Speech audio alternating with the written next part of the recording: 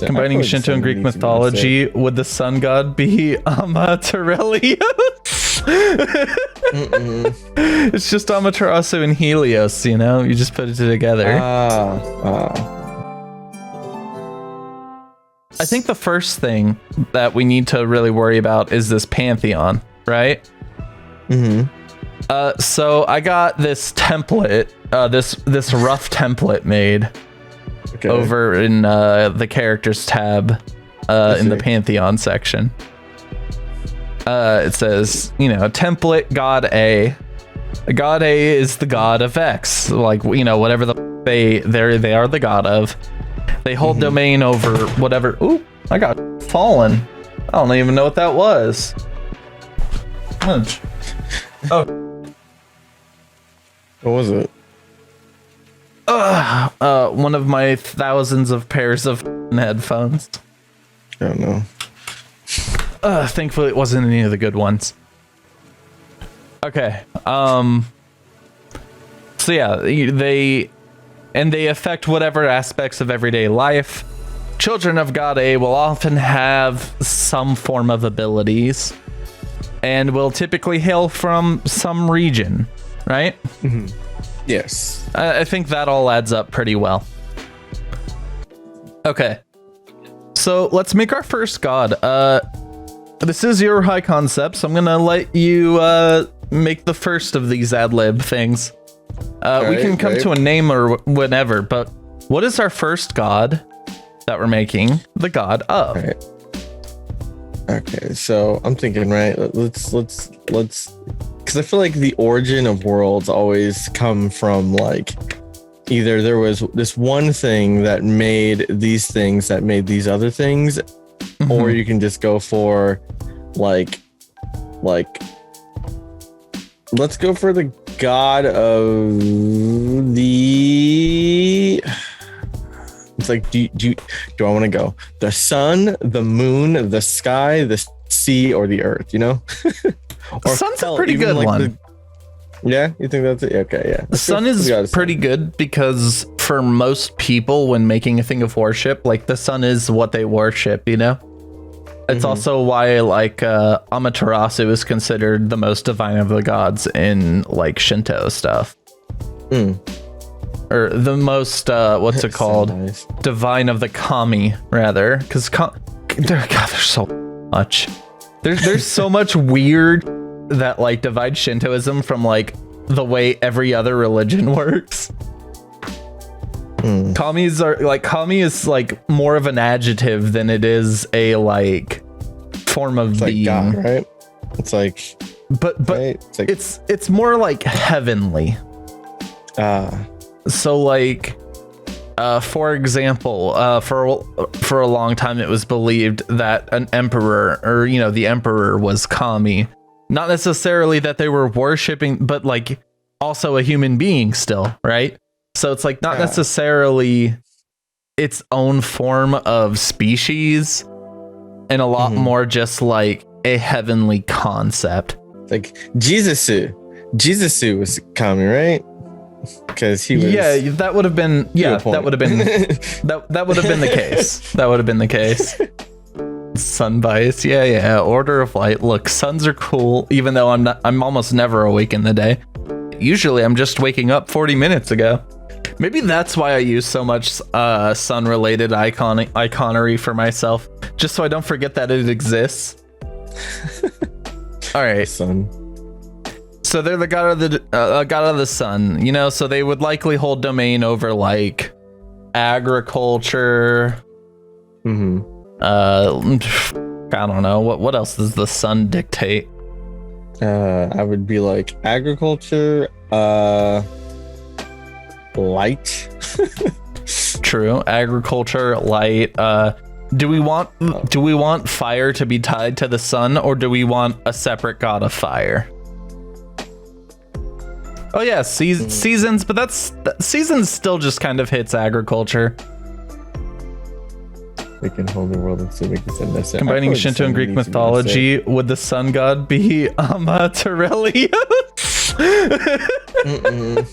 It's just Amaterasu and Helios, you know? You just put it together. There you guys. You know, I'm gonna use that as a stand-in name for now. Amateurus. Amaterelius. I had to check the way they spelled that. We'll just use that as a stand-in. We'll probably give them a different name later. We'll figure out what type of name schemes we really want to use. All right. We can give him fire just because then we can give moon water, right? And then it's like true. Being then we get that duality. Being a demigod under that umbrella would give you one of the few things that you were born under.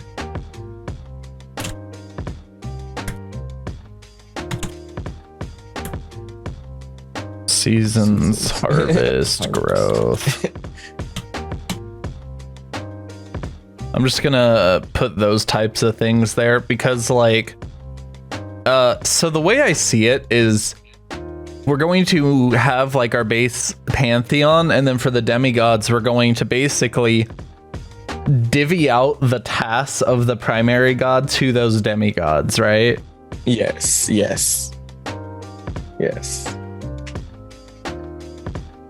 Okay, so here's a fun thought. What if the demigods, instead of being part human, part god, or part yokai, part god? Okay, I'm down with that. Because it gives them a reason to just do it for no reason too. There's a lot of really interesting yokai out there. And by making this sort of weird hybrid thing, we could probably create some really interesting like fusions of capabilities. God of campfires, a god of oven fires, and a god of torches. I mean, maybe not that, like, maybe not that. Actually, maybe, yeah, that's specific. Yeah, because like, you could do a weird yokai that's like, yeah, yokai like are super specific. Yokai, yeah, that like goes out and helps travelers for no reason because you know that's the torch yokai.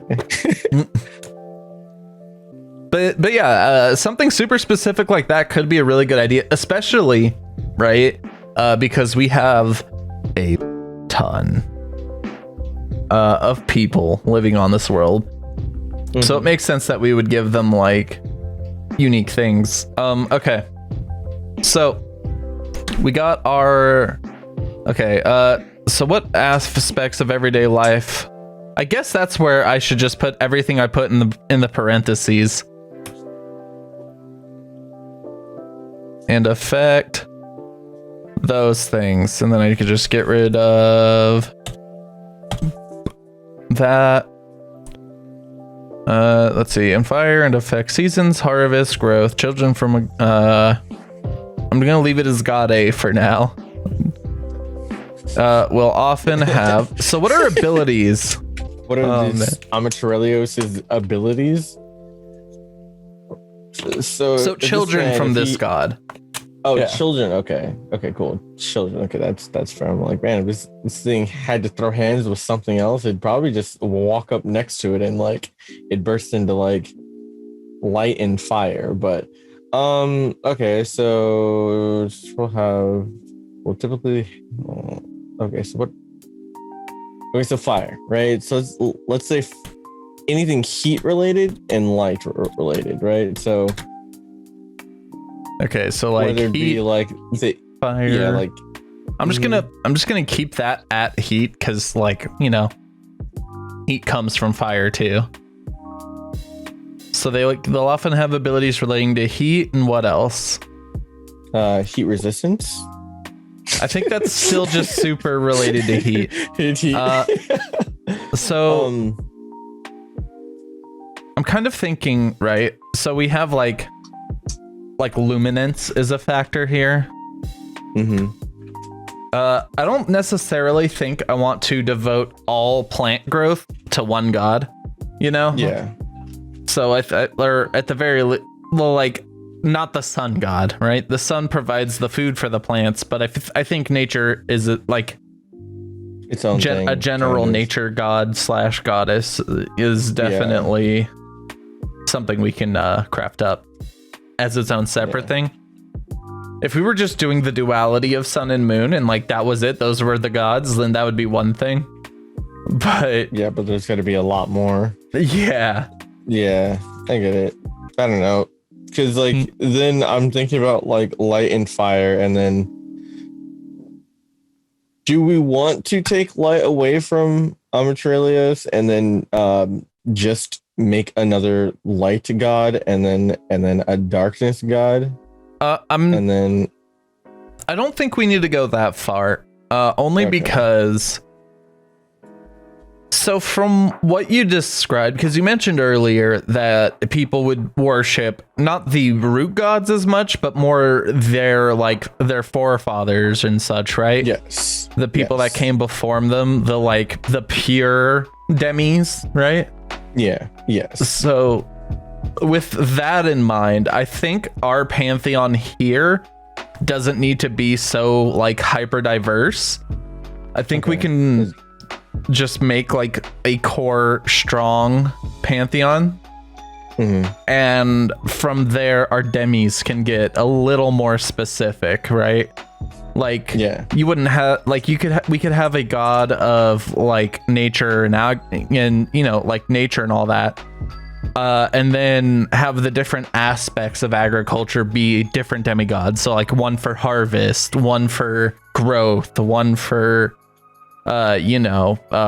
pollination, like that. Yeah. But I think for our core pantheon of greater gods, we could probably tone the scale of that one down. Okay. So like something a little bit more broad. I feel like. Yeah. Something a little closer to like the Greek pantheon, you know? Mm-hmm. In fact, we could honestly, if you wanted to, we could honestly just steal the Greek pantheon. I don't know what he does exactly.